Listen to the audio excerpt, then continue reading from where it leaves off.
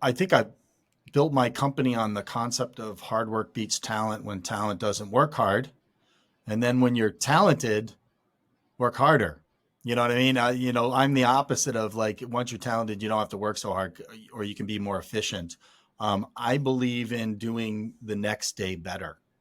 So the way I looked at my team and the way that I decided to grow my company is, let's create an organization where I could come into the organization at any time in my career and have advocacy for where I am, what I can contribute, while the organization simultaneously um, works with me to help me find my way forward, right? But the basic ingredient for that was I have to show up, right? I like how I show up is part of how the company has to show up for me. And so we created these systems and processes to make sure that, nobody was really passive in that activity for very long. We're really good at it now, but that's what we used to talk about pre-COVID. So we hired highly engaged people, um, a lot of people that would literally fall on the sword to get the job done. And there was less of this daily, weekly, or monthly, I don't know what you call, like, uh, taking, score or keeping score. Like, how much is my company asking from me relative to what I'm giving? I think people were, and that's sort of indicative of our industry. People were just, this is how it's always worked. You know, I'm available. We can get this done. A lot of really amazing sort of people in our industry. Um, the people that weren't willing to do that kind of work, there was someone else willing to do it. Right. So it was just our norm. And I would say that's pre-COVID. And it's changed a little post-COVID. Yeah. Anything? Are you in agreement there, Chris? What was it like for you? No, well, first of all, to Michael's point, it's a team sport, right? If you're in the trade show and event business, it's a team sport. So you always just count it on. I think Michael's right. There's less keeping score of what your written job description duties were. You were so easy to reach into the gray on both sides of you, and just because at the end of the day, we get judged as one, right? We knew the clients judged us one on how that event was. By the way, I want to first of all thank you, Michael, for coming back. Those of you that are long-time Experience Builders listeners, Michael's a recurring guest.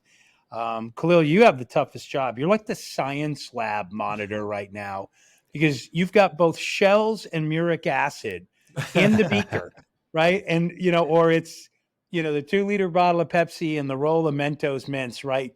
You just got to keep us from getting hurt because once we get going, It's gonna be a tall so order for sure. super grateful for Michael being back. But yeah, what was my expectations prior to COVID?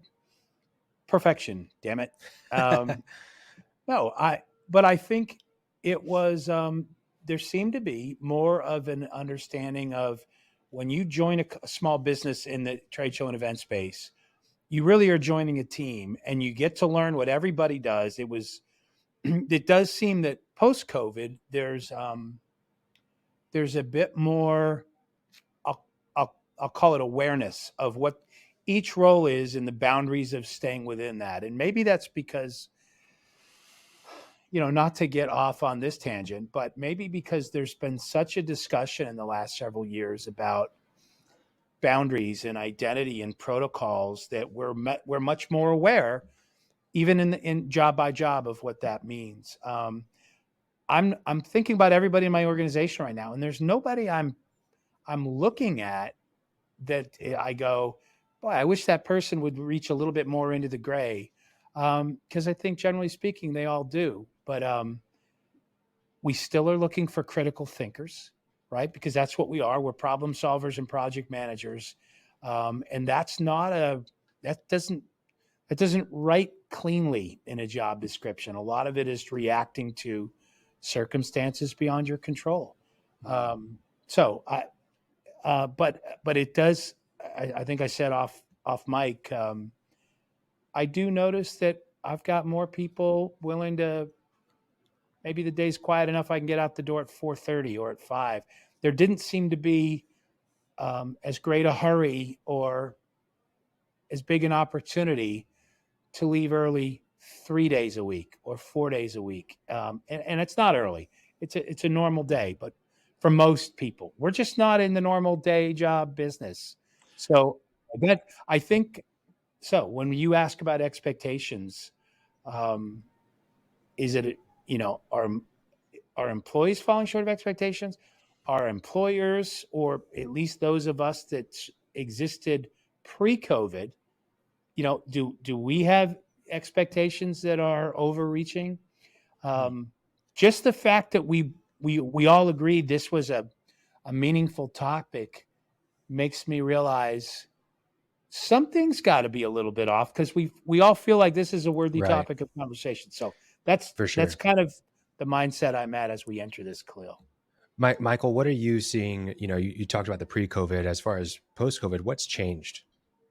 All right. Well, I want to add one more thing about pre-COVID, and I want to. Sure. The analogy is we were living on an island with very relatively predictable erosion in an aging workforce, but the island was fertile and rich, and there was plenty of food. We were 8 years into, the cost of money was zero. Right. I mean, and Yeah. so if you extrapolate just as employer, that means, the parking lot at our offices, which was filled with late model cars, right? People could afford, the transportation of choice. People were dabbling in real estate when, if you went back 20 years, they would just be grateful to own a house. Right. So people were, so the whole, if the energy prior to COVID was the peak of in a lot of spaces. And so your employees, they had all the basic concerns in life, but not a lot of volatility across a huge bandwidth, in my opinion. So post COVID, what you have is an employee or employees that either, if they're young, either live in a house where there was trauma around work life because of COVID, or travel, or family, or aging family members that people couldn't see, right? I mean, it was just like catastrophic on a lot of levels when you just think about human psychology. So that's a real thing.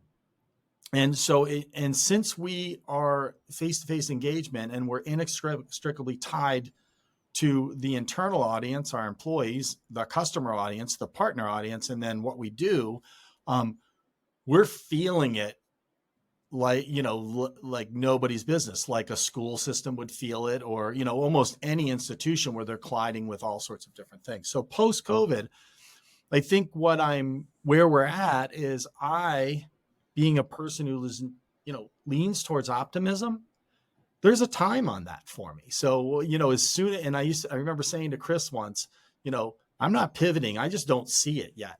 And as soon as I saw it, January 1st, 2021, I hired back my core folks. For it.